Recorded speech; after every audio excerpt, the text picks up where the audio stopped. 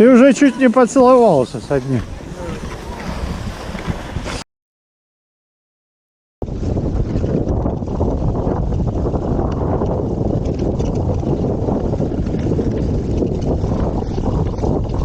Я думал, Ярослав будет там до вечера кататься, искать его еще будет. Оказывается, он раньше меня прибежал чай пить. Переходим на чай.